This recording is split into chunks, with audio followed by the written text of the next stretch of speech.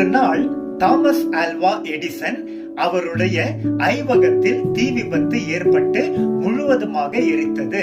அந்த தீ பல மதிப்புமிக்க மற்றும் முடிக்கப்படாத எடிசன் அவர்களின் சோதனைகளையும் அளித்தது. பின்னர் அவர் தண்ணீர் நனைந்த வழியாக நடந்து செல்லுகையில் ஒரு சிறிய காகித பொட்டலம் ஒரு கயிற்றால் இறுக்கமாக கட்டப்பட்டு இருந்ததை அவர் கண்டார். அந்த பொட்டலம் தண்ணீரில் நனைந்து சுற்றிலும் தீயால் எரியப்பட்டும் இருந்தது. ஆனால் ஏதோ ஒரு விசித்திரமான வாய்ப்பு, தீ அதை முற்றிலும் எரித்து விடவில்லை.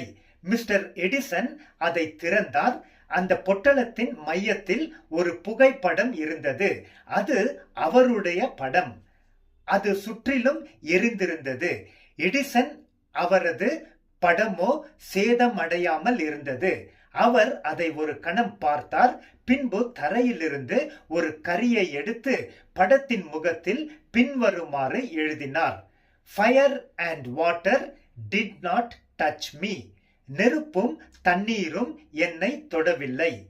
பிரியமானவரே, இயேசு கிறிஸ்துவுக்காக வாழும் நமக்கு உற்சாகத்தை கொடுக்கின்ற சம்பவமாக இருக்கிறது. ஆம், கிறிஸ்தவ வாழ்க்கையில் நமக்கு சோதனைகள், சத்ருவின் எதிர்ப்பு, தனிமை, கண்ணீர், நெருக்கம் இருக்கின்றது. வெளிப்புறமாக பிரச்சனைகள் இருந்தாலும் நம் ஆவி ஆத்துமாவிற்கு சேதம் ஆவதில்லை. ஏனென்றால் தேவன் நம்மை காக்கிறவர்.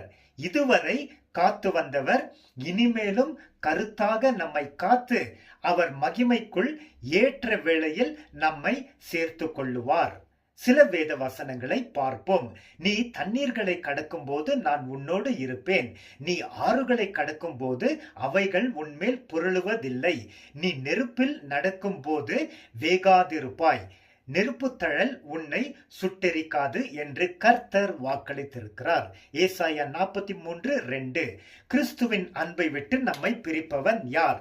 உபத்திரவமோ, வியாகுலமோ, துன்பமோ, பசியோ, நிர்வாணமோ, நாசமோசமோ, பட்டயமோ? இவைகள் எல்லாவற்றிலேயும் நாம் நம்மேல் அன்பு வைத்திருக்கிறவராலே முற்றிலும் வெற்றி பெறுகிறவர்களாக இருக்கிறோமே. ரோமர் 8:36-37. ஆண்டவராகிய இயேசு கிறிஸ்து நமக்கு கொடுத்த வாக்குத்தத்தம்: என் இடத்தில் உங்களுக்கு சமாதானம் உண்டாகும்படி இவைகளை உங்களுக்கு சொன்னேன். உலகத்தில் உங்களுக்கு உபத்திரவம் உண்டு, ஆனாலும் திடன் கொள்ளுங்கள், நான் உலகத்தை ஜெயித்து விட்டேன். யோவான் 16:33.